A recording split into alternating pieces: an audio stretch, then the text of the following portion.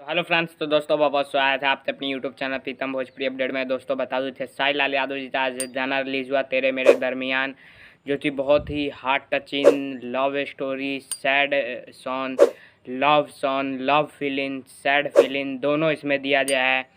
नेहा मलिक खेसारी लाल के साथ इसमें एक्ट्रेस है। बहुत ही कमाल का लुत्फ देखने को मिला है खेसारी लाल यादव जी का, और ये गाना ट्रेंडिंग में जा चुका है। जी हाँ दोस्तों, और इसीलिए खेसारी लाल यादव जी तो ट्रेंडिंग में स्टार करते हैं। ऑलरेडी 3 गाने ट्रेंडिंग में अभी चल रहे हैं।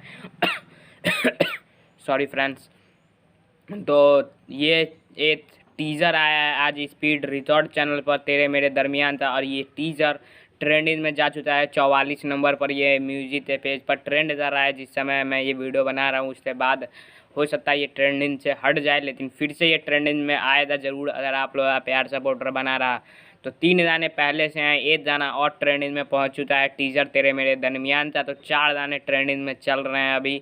तो आप लोगों को कंग्रेचुलेशन। और दुपट्टा चचल तरे, बबुआ से ठूस था ऑडियो वीडियो दोनों उसका ट्रेंडिंग में चल रहा है। तेरे मेरे दरमियान था वीडियो टीजर था ट्रेंडिंग में चल रहा है। तो आप सभी तो इसके लिए कंग्रेचुलेशन।